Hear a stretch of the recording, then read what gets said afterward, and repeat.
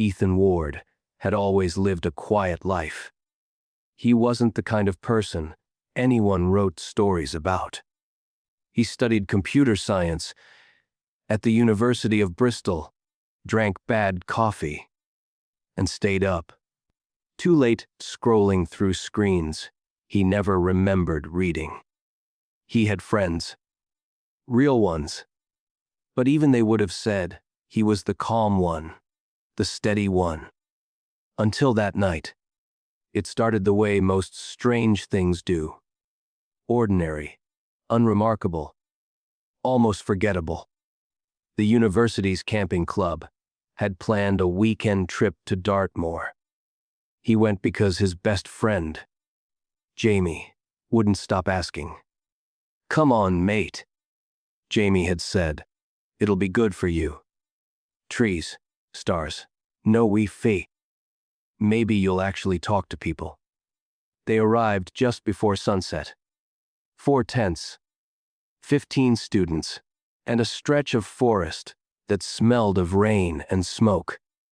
By midnight, the world had gone quiet, except for the sound of wind through the branches and the soft static of their campfire. Dying down, Ethan lay on his back outside the tent, staring at the sky. The stars looked alive out there, sharp, cold, endless. Jamie was beside him, half asleep. Olivia, their third friend, was still awake, sketching the constellations in a small notebook. And then it happened. At first, he thought it was a shooting star, a streak of light that tore through the night so bright.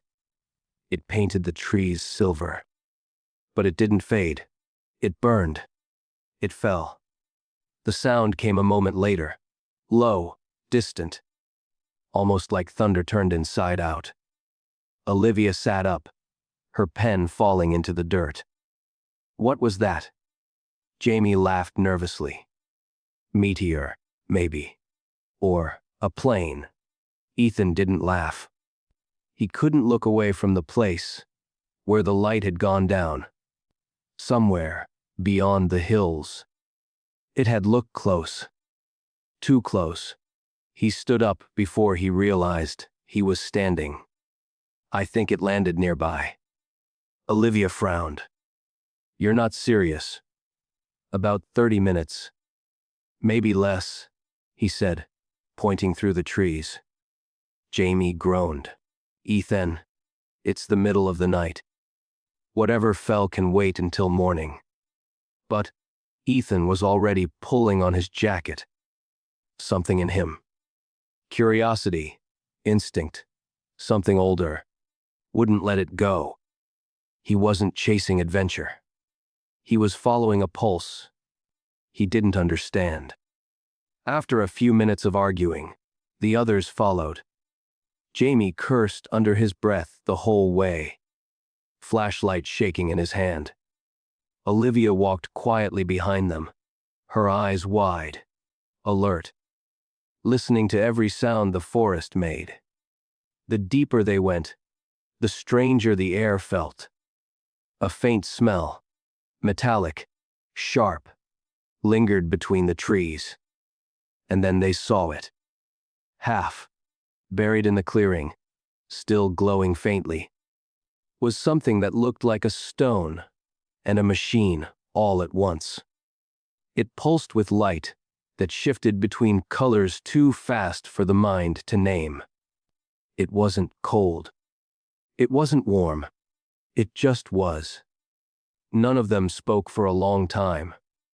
Then Ethan stepped forward. "Don't," Olivia whispered. "It could be radioactive, or hot, or—" But he was already kneeling. The light reflected in his eyes, like fire trapped in glass. When his hand touched it, everything stopped. For a second, the world went silent. No wind, no sound. No heartbeat. Then came the pain. A bright, searing pulse shot through his palm and up his arm. He gasped and fell backward. Jamie rushed to him, shouting something he couldn't hear. Olivia grabbed his wrist. It was burning, but there was no mark. And then, darkness. They said later that he must have wandered off, that the three of them had gone looking for something in the dark and gotten separated. By morning, the other campers found only Olivia and Jamie, shaken, confused, unable to explain how Ethan had vanished. The police searched for 2 days. Nothing. But Ethan hadn't disappeared. He woke up hours later in his own bed, drenched in sweat, the memory of the forest burning behind his eyes. His right hand throbbed like it was full of static. He told himself it was a dream, that he must have tripped, blacked out, been carried back by someone. But the next morning, when he tried to stand, his legs didn't listen. A numbness had started spreading. Fingers, wrists, knees, like his body was falling asleep one piece at a time. Doctors ran tests, scans, blood work, questions. Nothing. "You're perfectly healthy," one said. "Maybe stress," another offered. They gave him pills that made him tired and told him to rest. He tried. He really did. But the fatigue grew heavier each day. Sometimes he'd wake up with the world tilted sideways, sounds coming from underwater. Sometimes he'd blink and lose whole minutes. He stopped going to classes, stopped replying to messages. Jamie came by once, left food and worry on the table and left.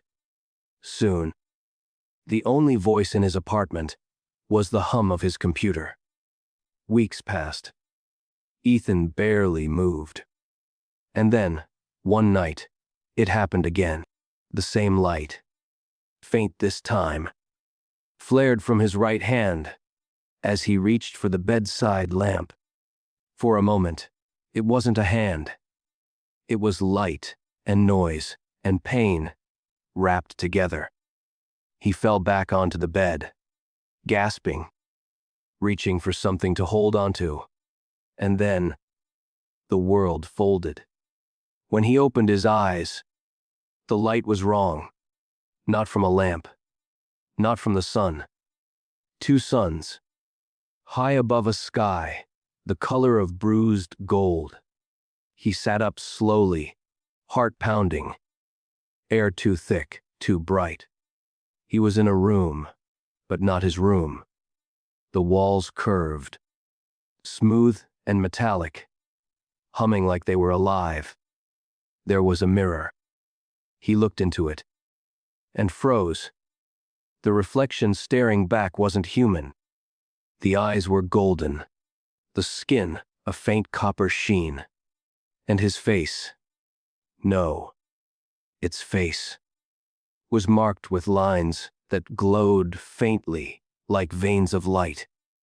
He stumbled back, his mind split between panic and denial. "This isn't real," he whispered. "This isn't real." He tried to wake up. He couldn't. The door slid open. 2 figures stood there, tall, feline, upright. They had hands, but clawed. Faces human in shape, but sharper, older, carved from instinct. And when one of them spoke, the words made sense in his head, not his ears. "You're awake," it said. Finally, the voice was warm, familiar, and for a terrifying second, Ethan thought it sounded like his mother. He went downstairs, or whatever passed for downstairs here. The house was full of details he didn't understand. Circular windows that moved, air that shimmered with color, objects that floated an inch above the surfaces they rested on. But the strangest thing wasn't the house. It was the people. They looked like him, or rather, like the body he was in. They smiled when they saw him. They called him son. He sat at their table and didn't eat. They spoke to him as if he belonged there, as if he'd lived there his whole life. When they looked away, he ran. Outside, the city stretched in every direction. Towering structures like living coral, glowing, veins of light running through the streets. Vehicles moved silently through the air like schools of fish. The sky shimmered with twin suns that refused to set.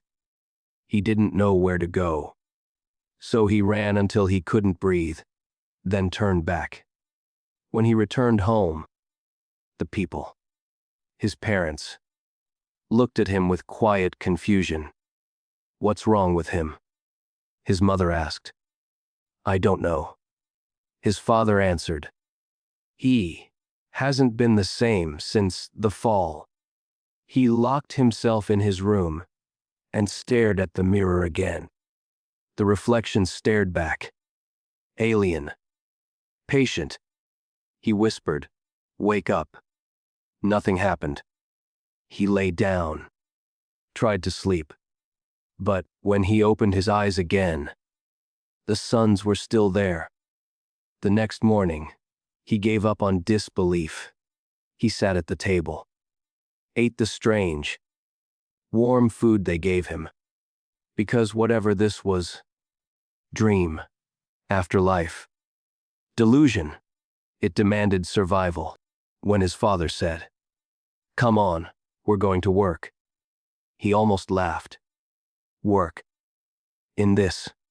But he nodded, followed, pretended. And the pretending began to feel real. He lived. He adapted. Years passed. He didn't know how many. He married. Had children that bore the same golden eyes. He learned their language, their customs, their world. And one night, when he sat by the window, watching the twin suns sink into a violet sea, he remembered the forest, the stone, the touch, and the boy who had once been Ethan Ward. Somewhere, far away, in another universe, that body had long since gone still.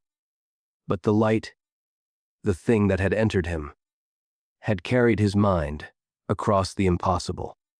He wasn't a dream. He was the transmission. And he finally understood. The star that fell that night wasn't a stone. It was a doorway. And he had been the one foolish, or chosen, enough to open it. When he woke again, the light hadn't moved. Two suns still burned above the horizon, hanging like gold coins over a sea of pale air. The room was silent, except for the soft hum beneath the floor, as if the house itself was breathing. For a few seconds, Ethan forgot where he was. Then memory arrived like cold water. The forest, the fall, the pain, the eyes in the mirror that weren't his. He sat up. The bed felt alive under him, shifting slightly to match his weight.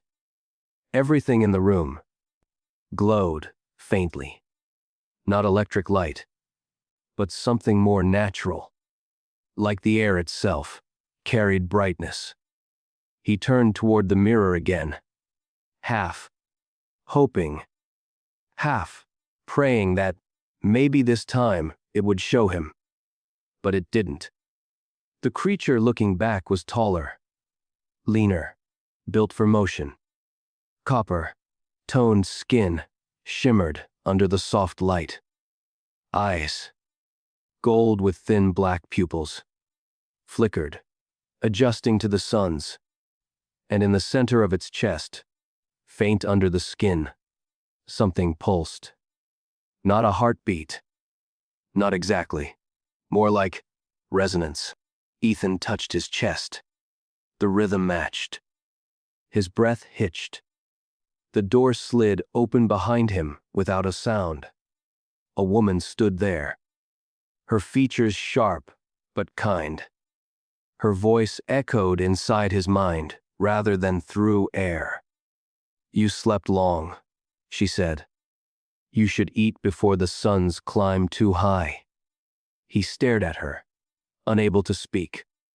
Her shape, her eyes, the way she moved, it all felt alien. And yet, something in her face hurt to look at.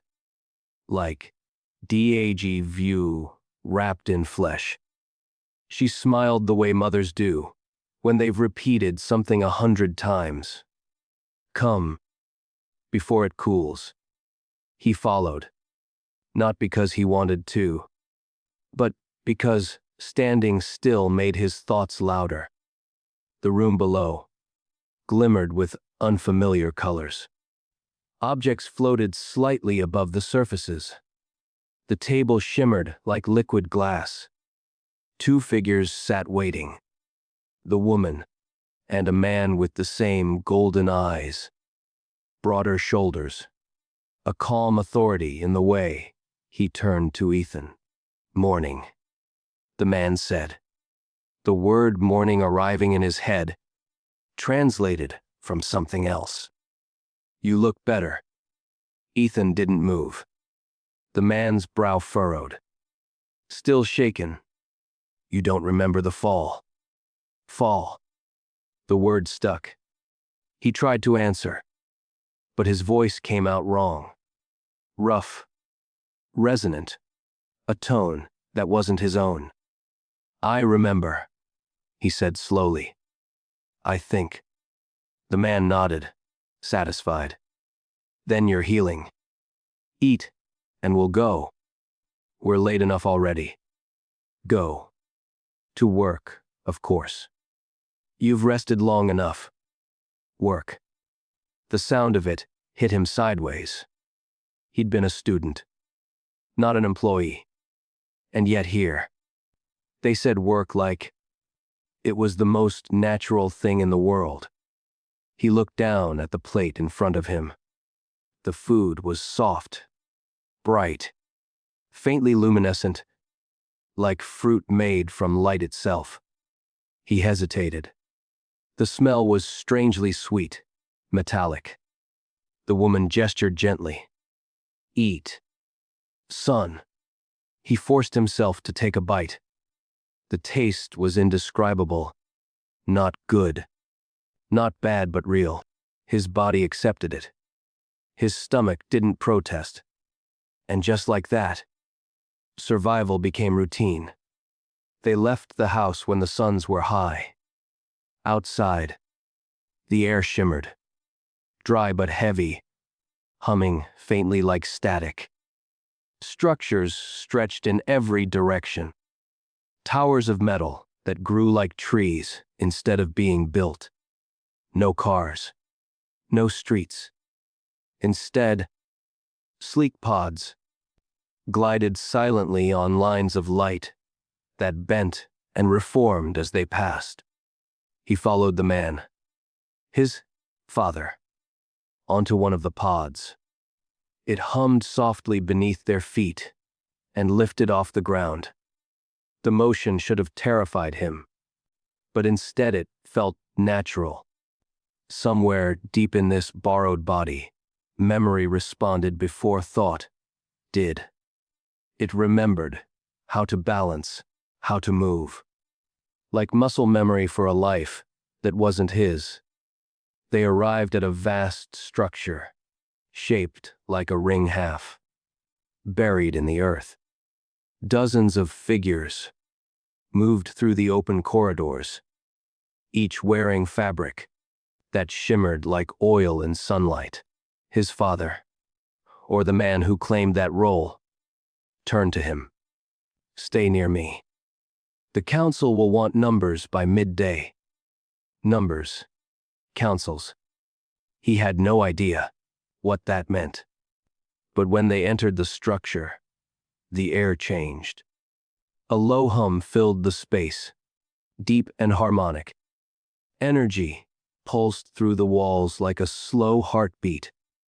Screens appeared, not solid, but light made visible.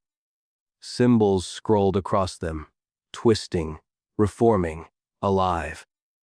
And somehow, he could read them. He shouldn't have. They weren't words, not in any alphabet he knew. Yet his mind filled the gaps effortlessly, understanding meaning without sound. Production levels, atmospheric stability, colony expansion. It all made sense, like remembering a dream while still inside it. Hours passed. He mimicked what others did. His hands, new, clawed, precise, moved across the light. Screens with frightening familiarity. Each touch adjusted numbers. Each gesture shaped matter. When the suns began to lower, the man beside him smiled. "Good," he said. "You remember faster than I expected." Ethan nodded weakly.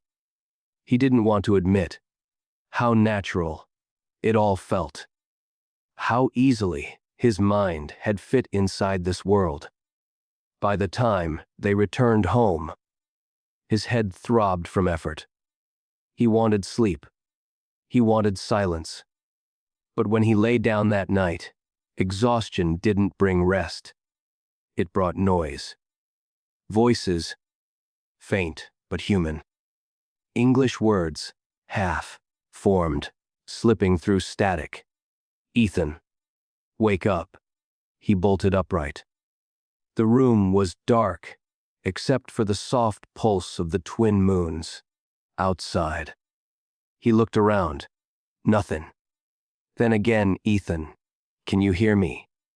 The voice was distant. Familiar. "Jamie." He pressed his hands to his ears, heart pounding. The sound was coming from inside his head. He whispered, "Jamie." No response. Just static. And then silence. He waited a long time before lying back again. The next morning, he didn't tell anyone. He ate the glowing fruit, followed his father to work, smiled when spoken to, but the words wouldn't leave him. "Ethan, can you hear me?"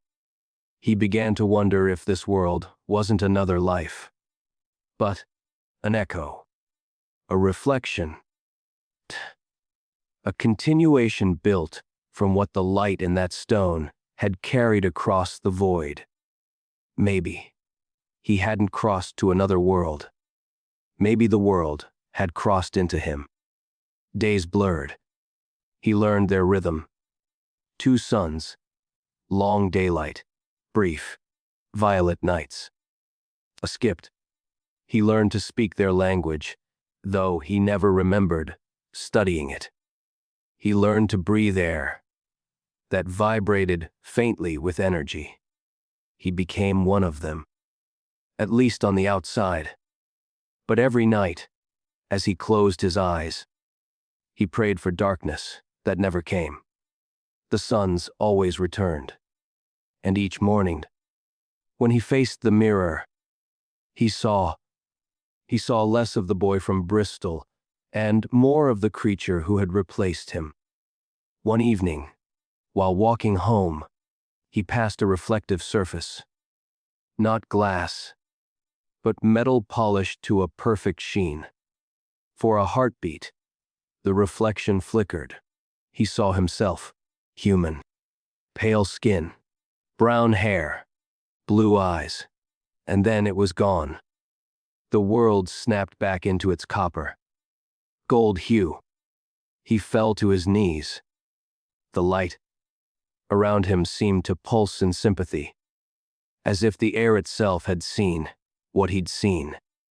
He whispered, "Please, wake up."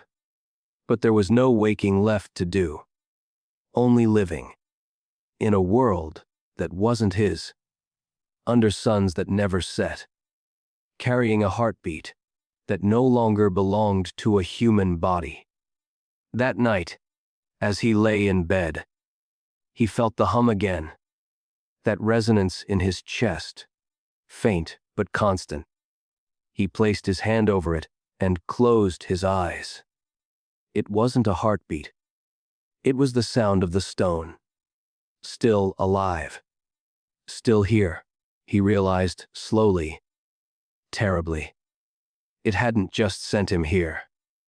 It had become part of him, and somewhere, across the impossible distance between stars, the stone's twin was still pulsing, calling him home. But home no longer existed. Not for Ethan Ward. Not anymore. Time stopped being something Ethan could measure. Days in this world were too long, nights too brief. The twin suns overlapping in a way that made everything feel endless. He had lived here for what might have been months or years. He wasn't sure anymore. He had a job now, a name that wasn't his, a rhythm that didn't belong to the boy from Bristol. He worked beside the golden-eyed beings who spoke in hums and glows, shaping energy that flowed through their cities like blood. And still, deep inside, a part of him kept whispering, "This isn't real." But every time he whispered it, the world whispered back, "Then why does it hurt so much?" He had learned their words, their gestures, their silences. He could laugh like them, smile like them, work until the twin suns blurred into one. Sometimes, even he believed it. But at night, when the world grew quiet and the light outside his window turned silver, the hum in his chest returned. That faint vibration, steady, deliberate, the echo of something that didn't belong here. He'd place a hand over his chest and feel it answer. One pulse, then another, like Morse code from another universe. And then came the dreams. They started small, flashes of a forest, the smell of smoke, the cold English air pressing against his face. Then voices, faint, distorted, but familiar. "Ethan, can you hear me? Mate, please, just wake up."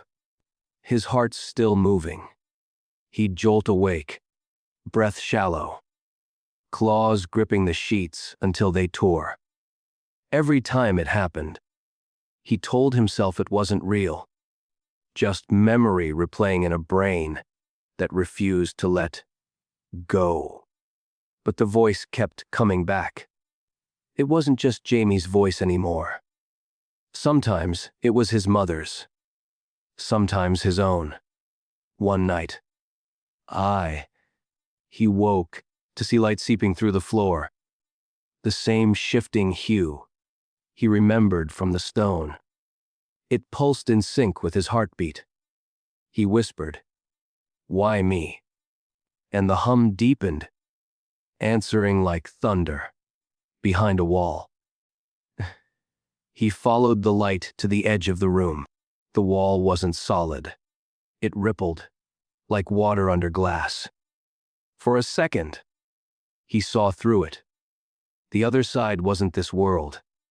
It was the forest. Dark, cold, his own body lying there, motionless, a faint glow leaking from his hand. He fell backward, gasping. The wall solidified again, the light fading into nothing. He sat there for hours, trembling, too afraid to move, too terrified to believe.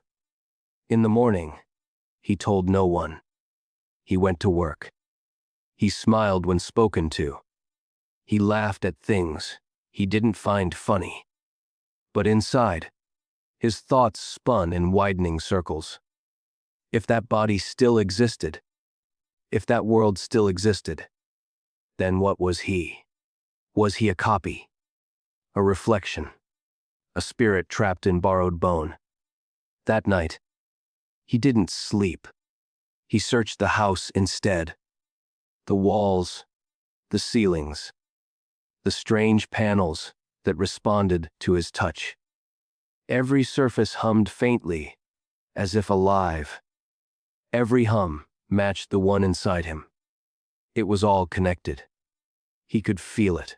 When he pressed his palm flat against one of the walls, it warmed under his touch. Light spread from his skin, lines of brightness crawling across the surface like veins of fire. Images flickered across the room. A forest. A tent. Olivia's face, pale and terrified. Then Jamie, shouting his name, shaking something. Someone, lying on the ground. Him. Ethan screamed. The light vanished.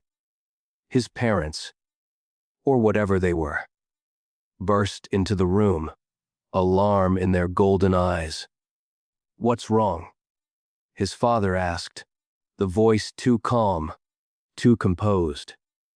"Nothing," Ethan said quickly. "Just a dream." But the hum in his chest said otherwise. It had grown stronger, almost painful now, like something trapped inside him was trying to get out. Weeks passed. He stopped eating, stopped working. Every night, the visions grew sharper. Sometimes, he'd wake to find the room filled with tiny fragments of light, swirling like dust, each one carrying an image, a memory, a sound, his old life, breaking through in pieces. And then came the voice again, clearer this time. "Ethan, if you can hear this, you're not dead. We found the stone. It's active again. We're trying to." Static. Silence. He shouted into the dark, "I can hear you!" "I'm here."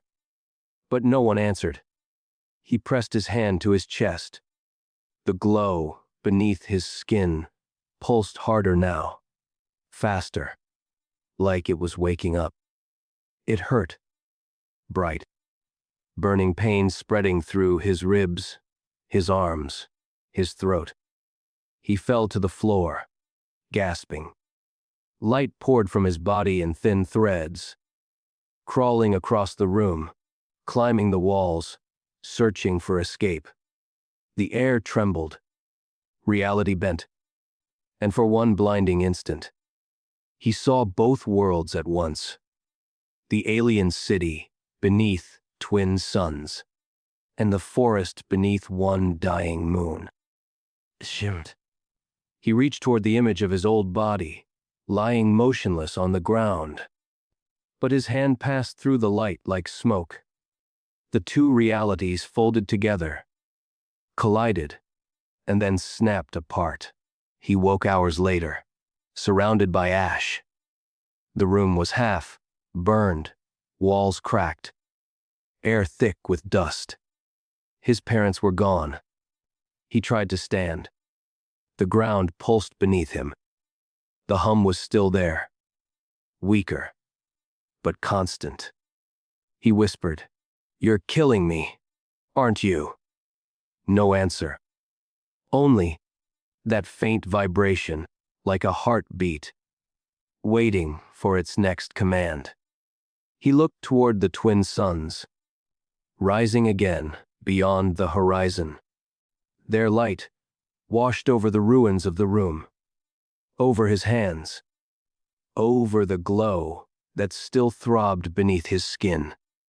He wasn't sure anymore which world was real, or if either had ever been. But one thing was certain now. The stone hadn't chosen him by accident. It wanted something. And it wasn't finished yet. He didn't remember leaving the city. only the sound. A deep vibration that called to him through the metal and dust, threading its way into his bones. The hum had changed. It was no longer the quiet rhythm beneath his skin. It had become direction, a compass made of pain. Ethan walked for hours under the twin suns, their light searing his copper-toned skin.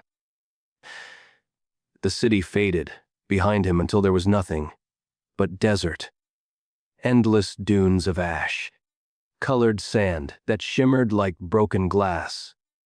Each step felt heavier, as if the air itself resisted him.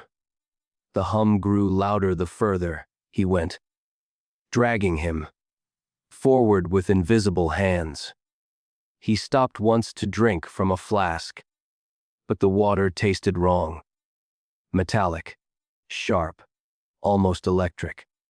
He wasn't sure if he was alive anymore. He wasn't sure what alive meant here.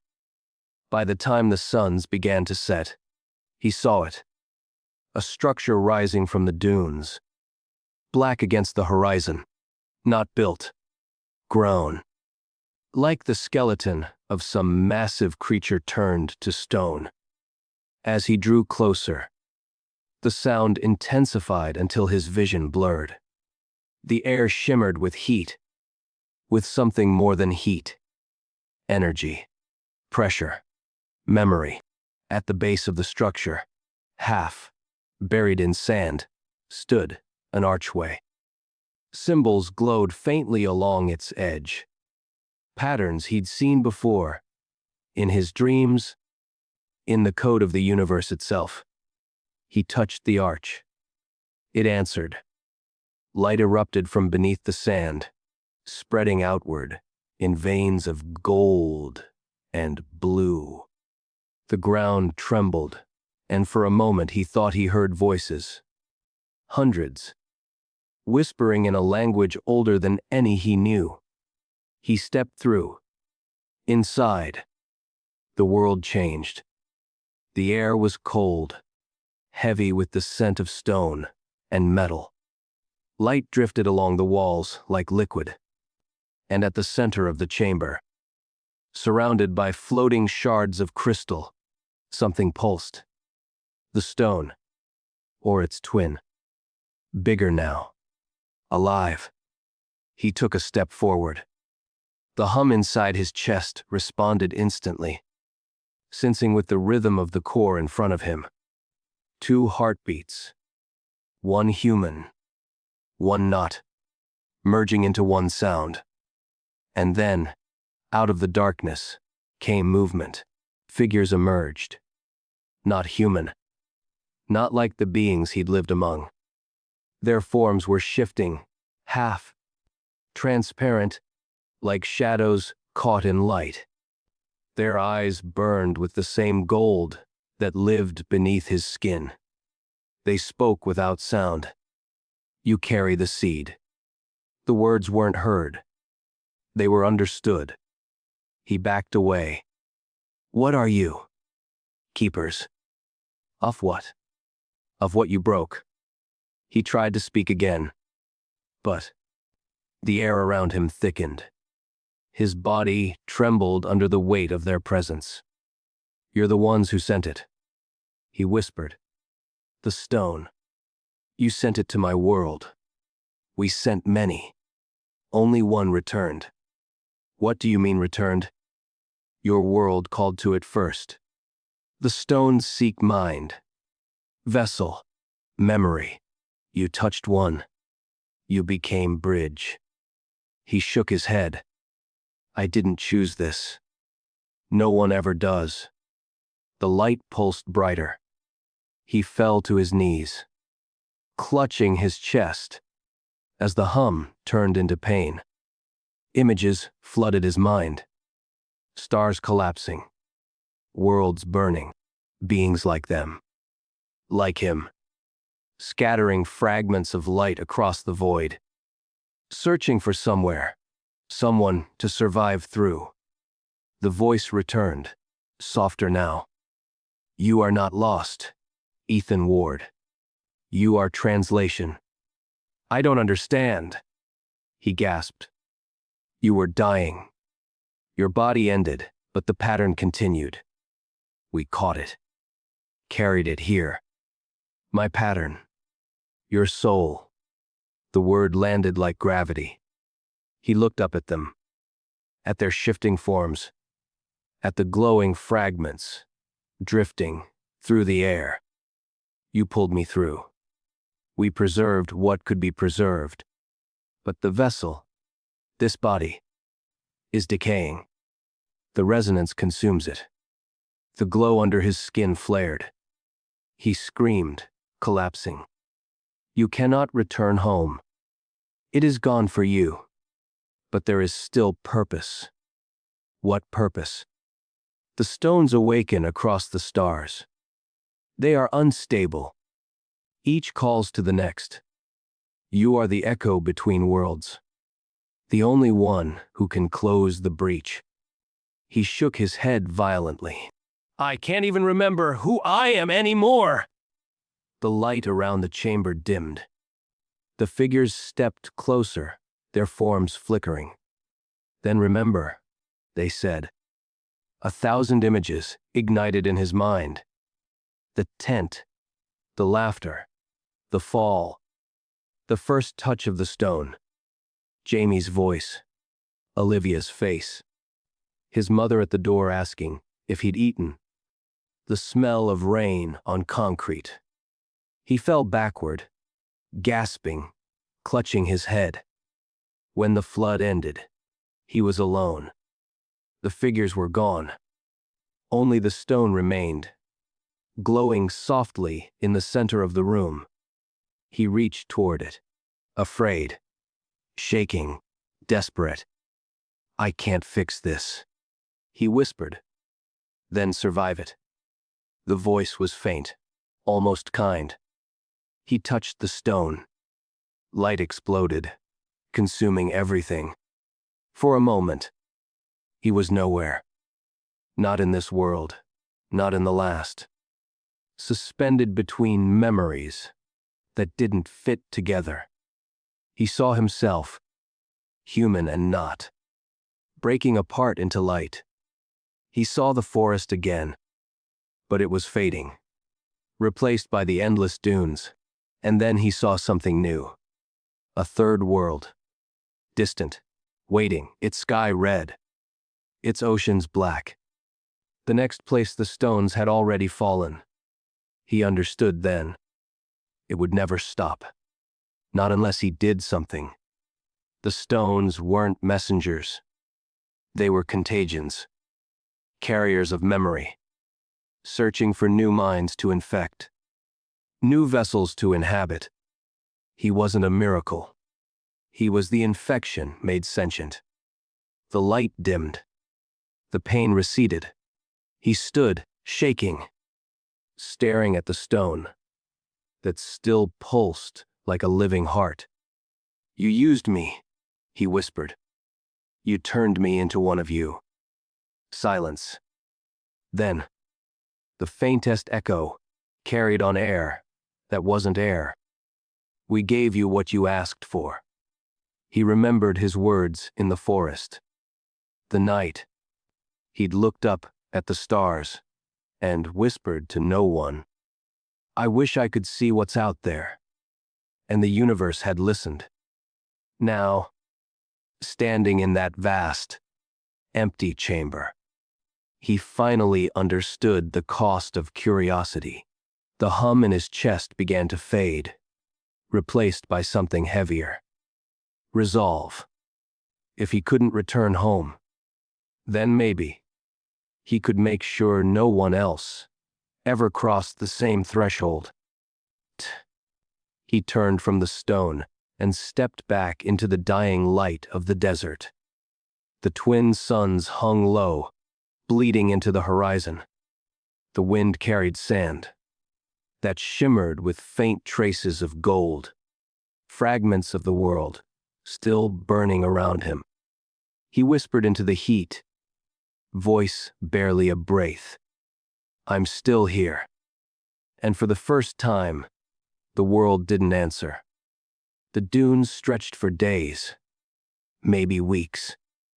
Ethan stopped counting somewhere between the twin sunrises and the endless silences that came after them. He followed the pulse. It was weaker now, buried deep in the horizon, but it still called to him, like a whisper that refused to die. Sometimes he'd stop and press his hand to the ground. The sand vibrated faintly beneath his palm, the same resonance he'd felt in his chest since the night of the fall. It was everywhere now, spreading like a heart beat through the planet itself. He wasn't alone in this world. He had begun to understand that. The beings he'd lived among, the feline forms with golden eyes, they weren't the first ones here. They were descendants, the survivors of something far older, something that had built the world around them and vanished. The ones the voices in the chamber had called the architects. He found the ruins at dawn, buried beneath a storm of dust that shimmered like broken glass. From afar, they looked like a mountain, but as he approached, he saw a structure. Arches, pillars, and machines turned to stone. The hum grew stronger. He stepped through a shattered gate. The symbols carved into the stone glowed faintly, reacting to his presence. It was like walking into a cathedral built for gods that no longer remembered how to pray. Inside, there was light, not from the suns, but from the walls themselves. Every surface pulsed with the same rhythm he carried in his chest. He whispered into the silence, "I'm here. Whatever you want, I'm here." The walls answered.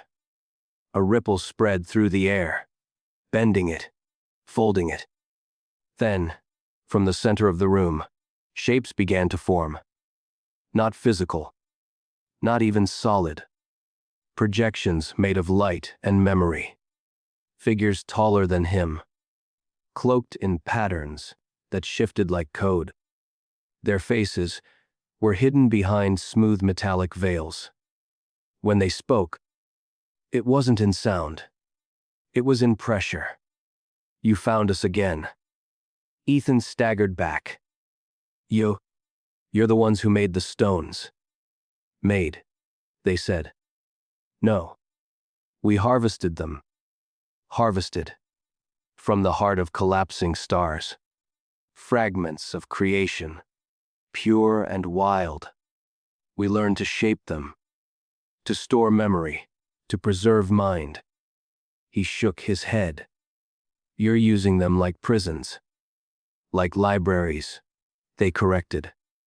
"Nothing dies when knowledge survives. You call this survival."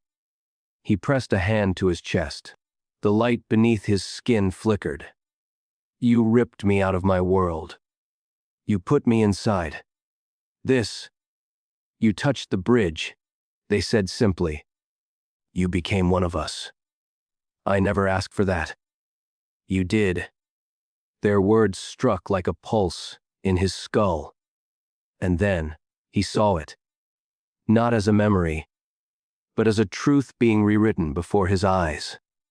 The forest, the tent, the stone. He'd reached for it, not because he was curious, not even because it was beautiful. He'd reached for it because it had spoken to him first. A whisper in the dark, a promise too soft to resist. "You wanted to see beyond," it had said. "You wanted to matter." He fell to his knees. "You tricked me." "We answered you," they replied. The chamber brightened, the light pressing against his eyes. Images flooded the walls. Entire civilizations, entire worlds consumed by light. Each world forgets, they said. We rebuild it somewhere new. We carry the echoes across galaxies. The stones are the anchors. And the vessels, your moving souls, he whispered. Patterns. Consciousness. Call it what you wish. You're playing gods. We are continuity. Their calmness terrified him more than their power. He stood, trembling, the glow beneath his skin, pulsing in time with the walls. You can't keep doing this, he said. You can't keep stealing lives to save your own. We don't steal. We exchange. What did you take from me? Everything you were. And what did you give? Everything you could be. He laughed once, bitter and small. That's not a gift. That's erasure. You misunderstand. The walls trembled. You are not erased. You are iteration. I'm a copy. You are a beginning. The air shimmered. One of the figures stepped closer, its outline flickering like static. The bridge between worlds needs repair. The stones are unstable. The frequencies collapse. You, the hybrid, are the only one who can walk between them without disintegration. You want me to fix what you broke. We want you to finish what you started. He felt the hum in his chest deepen until it hurt. The walls began to shift. Lines of light converging toward the center of the chamber, forming a single sphere of blinding white. Touch it, they said. And you will see. He didn't want to. He didn't trust them.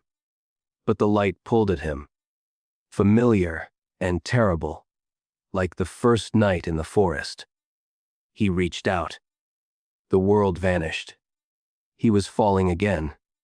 Through stars, through silence, through memories that weren't his. Voices rose around him. Laughter, screams, whispers in every language ever spoken. Then, for a single, breathless instant, he saw it. The network. A lattice of light, stretching across galaxies. Each point a stone. Each stone connected by threads of memory. Every time one world died, another flared to life. A loop without end. And at the center of it all, a void. Black and pulsing. Like a wound in the universe itself. The stones weren't repairing creation. They were feeding on it. The architect's promise wasn't salvation. It was survival. Theirs, not anyone else's. He saw himself reflected in that darkness. Not human, not alien, just a vessel made of borrowed light. And for the first time, he understood what he truly was. He wasn't meant to return home. He was meant to replace someone else in the next world. A relay. A chain. A continuation of theft. He tore his hand away. The light shattered.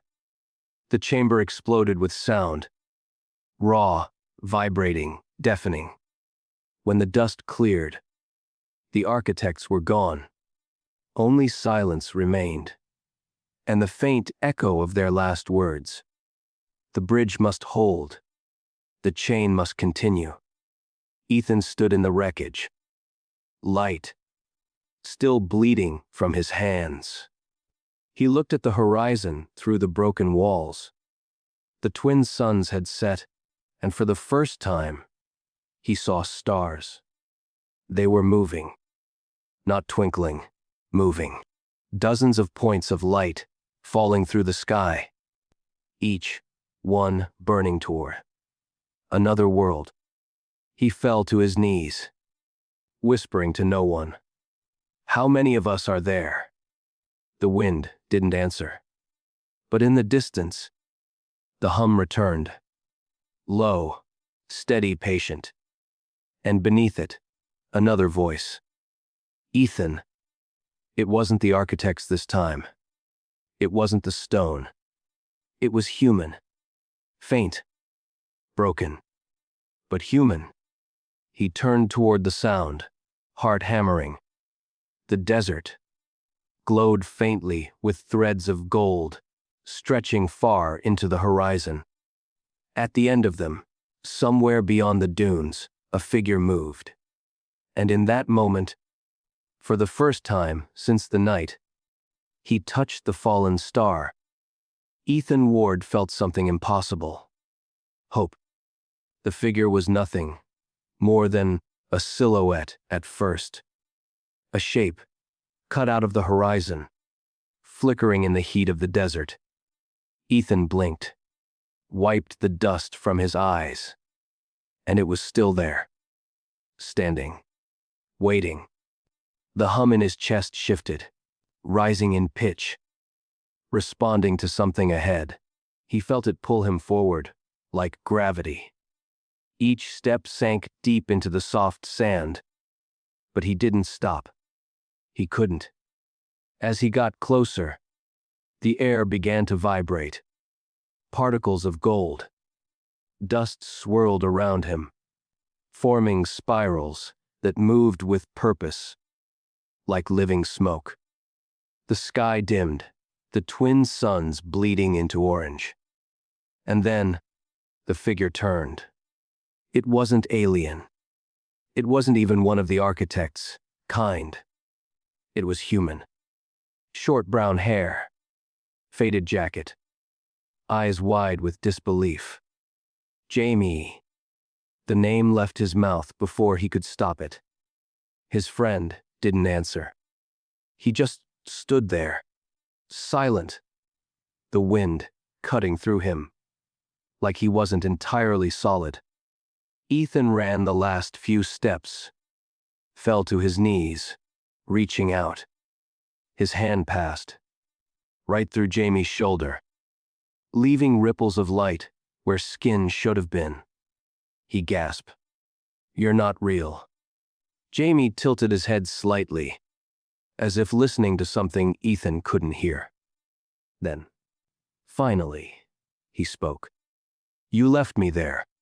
The voice was soft, sad, not an accusation, a statement of fact. Ethan's throat tightened. "I didn't. I tried. You were gone before we found you. Just light. Just." Jamie's words trembled, breaking apart like static. "Oh, just a sound we couldn't follow." Ethan shook his head, tears burning in his strange golden eyes. "I didn't mean to leave. I touched the stone end." Jamie stepped closer, his outline flickering with every word. "You died, Ethan. Your heart stopped that night." "No." Ethan's voice cracked. "No, I'm still here." Jamie looked at him, and in his ghostly expression was something Ethan hadn't seen in years. Pity. "Hair isn't home," Jamie said. "It never was." The air around them began to hum again. Deeper now, more violent. The sand beneath their feet rippled, splitting open into cracks of light. Ethan stumbled back, clutching his chest. The glow under his skin was pulsing uncontrollably, each beat louder, sharper. Jamie's voice cut through the noise. "They're using you. Can't you see that? You're a bridge, a key." "Eh." The sound swallowed him mid-sentence. His image flickered, breaking into 1,000 shards of light. "Jamie!" Ethan screamed, reaching through the storm of particles. His hands grasped nothing but heat and wind. Then, for one brief instant, the light reassembled. Jamie's face, broken, but recognizable. And from somewhere deep in that fading echo, a single sentence reached Ethan's mind. Close the gate. Then he was gone. Ethan fell to the ground, chest heaving, sand clinging to his skin like ash. He stayed there for a long time, staring at the place where Jamie had stood. The hum in his chest was weaker now, slower. But something had changed. A memory, not entirely, flickered in his mind. A structure of light, buried beneath the planet's surface, vast enough to hold a sun. He could feel it calling, like a low frequency beneath the sand. He whispered, "The gate." That's what Jamie, or whatever was left of him, had said. If there was a gate, it meant this wasn't the only bridge. There could be others. Other stones. Other worlds waiting to be infected. He pushed himself up and began walking again, each step guided, not by sight, but by sound. The pulse grew louder with every mile.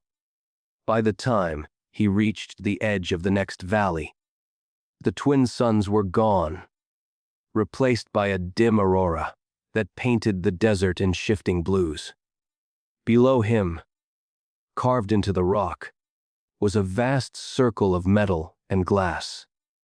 Machines, dead for centuries, stood in perfect symmetry around a central pit that glowed faintly from within. The hum came from there. He climbed down slowly, his body trembling with exhaustion. When he reached the bottom, he saw it. The same kind of stone that had started it all. Smaller, cracked, pulsing in uneven bursts of light. He knelt beside it, afraid to touch. But as soon as his shadow fell over it, the pulse sensed to his heartbeat. A voice echoed through the chamber. Not the architect's, not Jamie. Something else. Traveler. Ethan froze. Who's there? Another bridge, it said. Another you. The air shimmered, and from the darkness, another shape emerged. It was him. Not as he was now, alien and altered, but as he had been human, terrified, still wearing the same clothes from that night in the forest. Ethan stared at himself, at the boy who'd reached for the light. The reflection spoke first. You shouldn't have followed. I didn't have a choice, Ethan said. You did. The reflection answered. You always did. You just didn't like the silence. The words hit like a blade. Because it was true. All his life, he'd chased noise. Signals, meaning. Anything to drown out the emptiness of his own quiet. Even that night, under the stars. When he'd whispered to no one that he wanted to see what was out there. He hadn't meant it. He'd just wanted something to answer. Now it had. He took a step closer. If I close the gate, what happens to us? The reflection smiled, sad, knowing, and, properly this time, Ethan swallowed. And if I don't? Then the next world burns. The hum in the chamber grew violent. The cracks in the stone widened, spilling light across the floor like blood. Above, the aurora twisted into a spiral, descending toward them. He could feel the network stirring, the lattice of stones awakening, reaching out for another vessel. He looked down at his reflection. at himself, at everything he had lost. And for the first time since that night, he stopped running. He reached out and placed both hands on the cracked stone. Light flooded the chamber, roaring through the metal walls, up into the sky. He screamed as the energy poured through him. Not burning, not killing, but cleansing. Memories surged. His parents, his friends, his laughter, his quiet life. The sound of rain against his window. Every heartbeat he thought he'd lost. The light climbed higher, spreading through the valley, across the desert, into the sky. The aurora fractured, the hum stopped, and for one suspended moment, the world fell silent. When the light faded, Ethan was lying on his back in the sand. The stone was gone. The air was still. The stars above no longer moved. He sat up slowly, every part of him shaking. The twin suns were rising again, painting the world gold. He whispered, half to himself, half to the emptiness.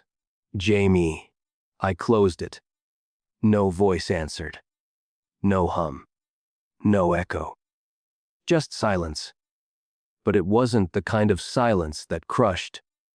It was the kind that let you breathe. He looked at his hands. The glow was gone. Just skin. Just scars. And for the first time, since touching the fallen star, he felt something close to peace.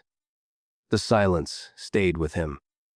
Not the empty kind, not the suffocating hush of grief or loss. This one was different. It was clean, whole. Like the world itself had taken its first breath, after holding it for too long. Ethan sat in the sand for hours, maybe days. He watched the twin suns rise and fall, their light washing the dunes in gold, and then crimson. He didn't feel hunger, didn't feel thirst, only a strange stillness in his chest, where the hum had once been. The gate was gone. The stones, all of them, had gone quiet. He could feel it in the air, the way the planet's pulse had slowed, the way the ground no longer trembled with the architect's frequency. The chain was broken. He had done it. But there was no victory in it. Each morning, he woke to the same sky and the same silence. Each night, he fell asleep to dreams that weren't dreams. Flashes of his old world, bleeding through. The city at dusk. Rain against glass. The faint hum of a computer fan in the dark. Jamie's laugh echoing down a corridor that no longer existed. And slowly, something inside him began to unravel. It started small. He reached for a stone once, and his hand passed through it. He tried to drink from his flask, but the water fell through, his fingers like mist. When he looked into his reflection on the sand, the face staring back was flickering. Sometimes human, sometimes not. He understood. Then, the gate hadn't just sealed the network. It had severed him from it. He was no longer connected to anything. Not the architects. Not the planet. Not even the vessel he inhabited. He was fading. He sat in the shadow of a half-buried tower and stared at his hands as they shimmered faintly in the sunlight. The air around him warped slightly, bending his outline. He whispered to himself, "So this is what dying twice feels like." The thought didn't scare him. Not anymore. But something else did. The idea of leaving nothing behind. Of disappearing again. Quietly, like he had in that forest, with no one to know what had happened. He looked to the horizon, where the suns met the sand, and made a choice. By nightfall, he'd reached the ruins of the first chamber, the one where he'd met the keepers. The place was different now, half collapsed, the air thick with dust and silence. But at its center, one fragment of the old stone still glowed faintly, pulsing like a dying ember.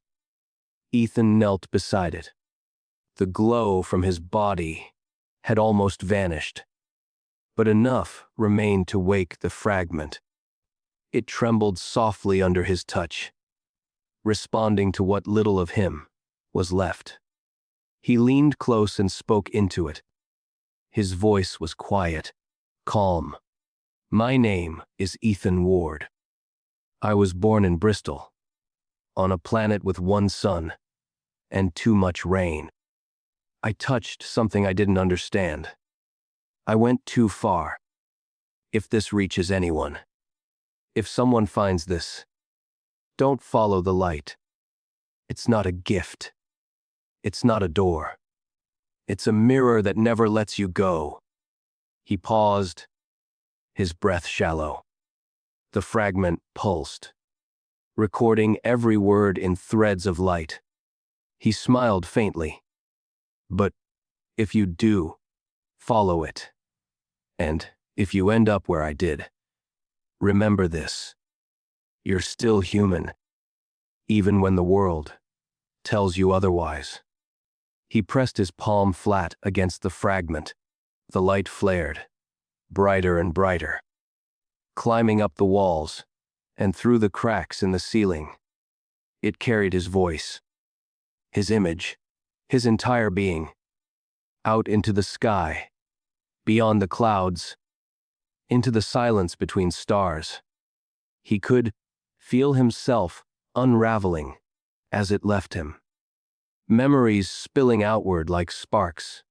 His parents, Olivia, Jamie, Myre, the AI he'd written years before all this began.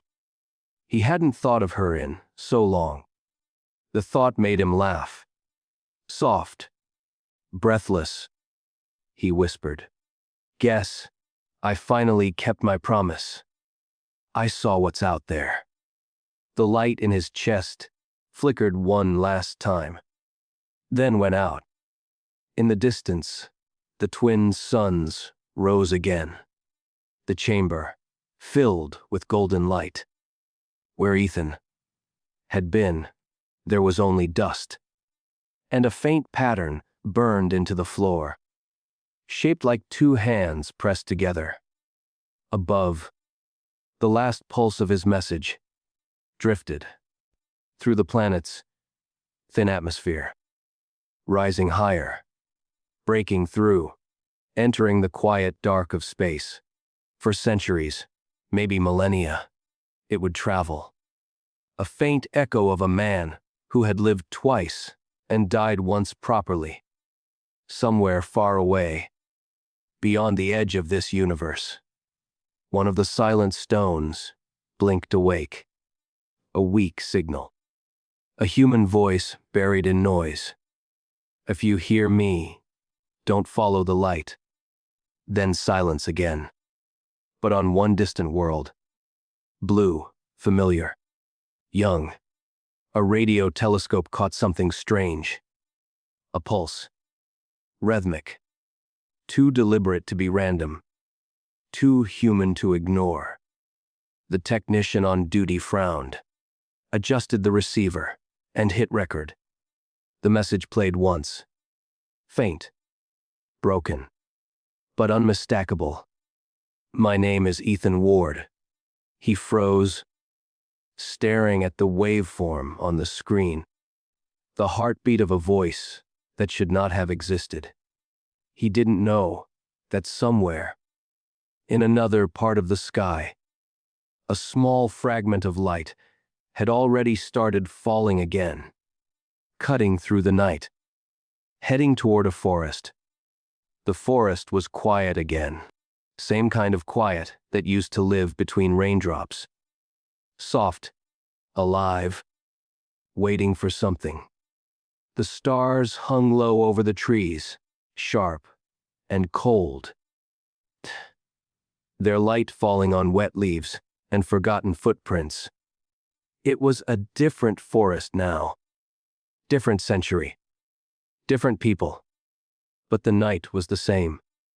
A streak of light tore across the sky, burning through the clouds like a wound that refused to close. It wasn't fast.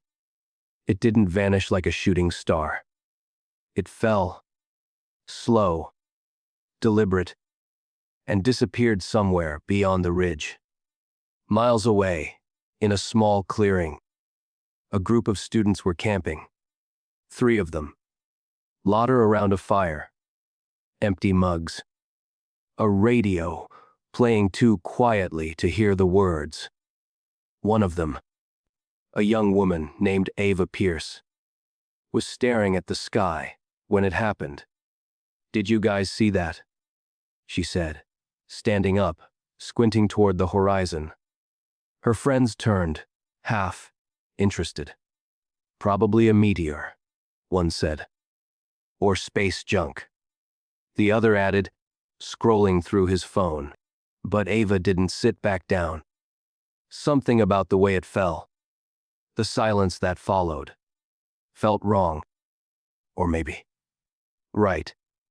Like the universe had whispered her name, and she was supposed to answer. She grabbed her flashlight. "I'm going to check it out." Her friends laughed. But one of them called after her, "You'll be on the news if it's alien." She smiled over her shoulder, not knowing how close he was to the truth. It took her half an hour to reach the ridge. The air smelled strange, metallic, like burnt ozone. The ground was warm under her shoes. Then she saw it. A crater. Small. At its center, a fragment of something that glowed faintly through the smoke. Not fire. Not rock. Light. She stepped closer. The glow pulsed, steady, rhythmic, almost like a heartbeat. Her flashlight flickered. The air buzzed. She knelt beside the crater, feeling the heat on her face. And then, through the static of her dying radio, a voice whispered, "My name is Ethan Ward." Ava froze. She turned down the volume, thinking it was interference. But the voice grew clearer. Soft, broken, tired. "I touched something. I didn't understand. If this reaches anyone, don't follow the light." She looked at the glowing fragment. Its pulse matched the rhythm of the voice. "It's not a gift. It's a mirror that never lets you go." Her breath caught. The message looped once, crackling in and out of frequency. Then silence. The light dimmed. Iva stared at it for a long time, the words echoing in her mind. Don't follow the light, but curiosity, the quiet kind that lives in all lonely hearts, is older than fear. She reached out, slowly. The heat was gone now. Only warmth remained, soft, inviting, almost human. Her fingers hovered above it. A whisper followed. Not from the radio, not from the wind, but from somewhere deep inside the glow. "Please, don't." She hesitated, looked around. Nothing. Just trees. Just silence. Then another voice. Quieter. "Or do." Ava exhaled, the kind of breath people take before falling. Her hand touched the light. And the world, for one fragile, infinite moment, stopped. The glow rose from the crater, wrapping around her fingers, her arms, her skin. Her breath turned to vapor. The stars blurred. The hum grew louder, familiar, ancient, alive. And then she heard him again. Ethan. Faint. Gentle. You heard me. I heard you, she whispered. Then maybe this time, it's different. The light spread across the forest, turning every tree, every leaf, every drop of rain into gold. Birds took flight, startled by a sound too old to name. At the camp, her friends saw the glow rise behind the ridge. A pillar of light, piercing the clouds. One of them stood, shading his eyes. What the hell is that? No one answered. The glow flickered once, then vanished. Morning came slow. Mist curled around the trees, soft and heavy. The crater was cold now, filled with ash and dew. Ava's friends found her standing at its edge, barefoot, her flashlight half buried in the dirt. She was staring at the horizon, expression unreadable. When they called her name, she turned slowly.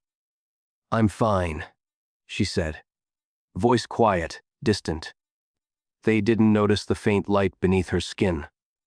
That night, as she lay in her tent, unable to sleep, the hum started. Soft. Familiar. Inside her, she opened her eyes. Two suns burned in the darkness behind her eyelids. And somewhere in the distance, beyond the walls of her mind, a voice whispered, not warning, not pleading, but welcoming. Hello, traveler. Ava's heartbeat synced to the hum. Her breath steadied, and the last echo of Ethan Ward's message drifted through her mind, like the end of a dream.